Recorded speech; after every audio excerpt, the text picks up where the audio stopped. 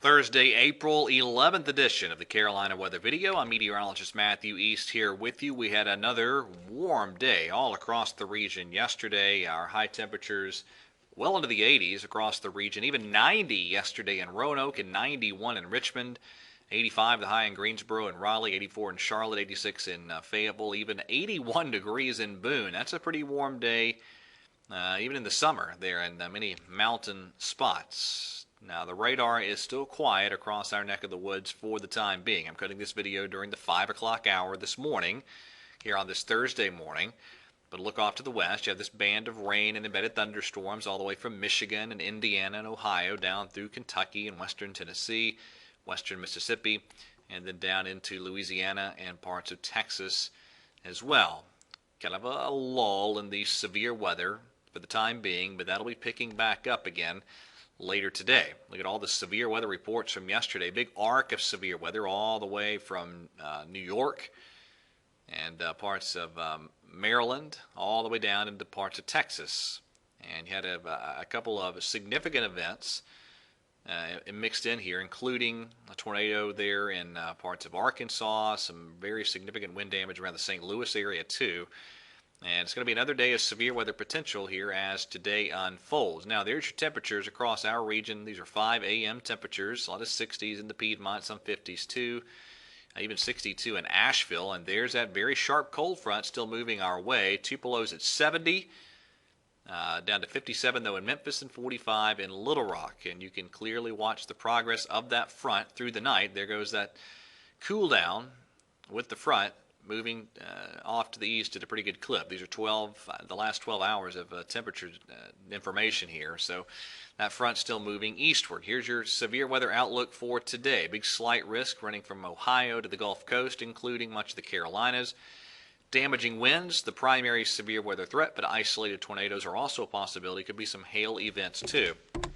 I think we're looking at a scenario here where the main line or broken line of storms moves through the Piedmont of North Carolina late this evening and tonight. But what we'll see happen probably is a few scattered storms develop down here near the Georgia-South Carolina border region and then lift northeast late this afternoon and this evening. They'll be scattered in nature, but those could be severe as well.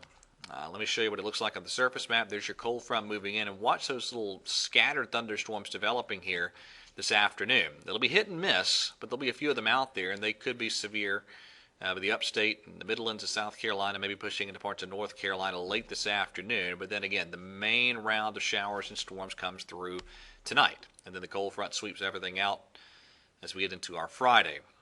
Rain totals, here's what the RPM is cranking. You'll notice a big difference in rain amounts from one spot to another, just kind of depending on where the heaviest thunderstorms set up. So the RPM's printing out almost 3 inches of rain in Greenville, but about 3/4 of an inch for Charlotte and Greensboro. Again, you take those amounts with a grain of salt. It just kind of depends on where those zones of heavier storms set up.